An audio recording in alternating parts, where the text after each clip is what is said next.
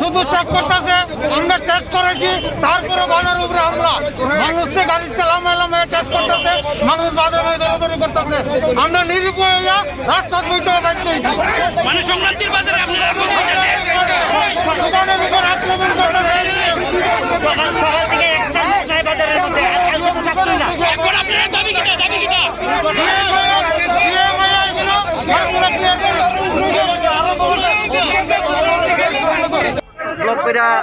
সবাই আইসে বাজার ব্যবসাটা কি কারণে?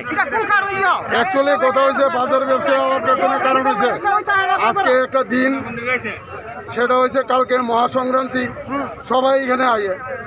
তো আজকে এসডিএম ম্যাডাম কইছে যে করোনা টেস্ট করাইতে হইব, সেই প্রসেসে আমরা সুস্থভাবে করছি।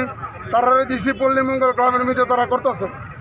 এসডিএম নিজেও গেছে, সব ব্যবসায়ীরা কইছে, সব ব্যবসায়ীরা এখানে আইছে যারা যারা করছে।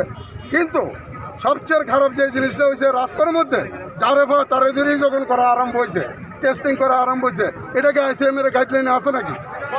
হ্যাঁ, মানুষের ঠিক আছে, কালকে এত বড় কালকে একটা বাজারে লুক আইতো না, কেন আইতো না লোকগুলা? যে এখানে মিলে আমবাসা গেলে ধরে ধরে নিয়ে কাজ করে, এটা তো বোঝার দরকার আছে। তারা তো সরকারি চাকরি করে, লাখ লাখ টাকা বেতন পায়, আমরা ব্যবসায়ীরা কি পায়?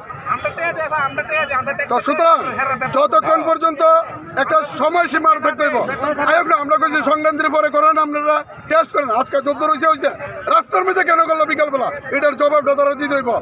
আর নাহলে রাস্তা অবরোধ থাকবো, আর নাহলে ব্যবসায়ীরা কালকে থেকে দোকান টোটাল বন্ধ করে দেবো।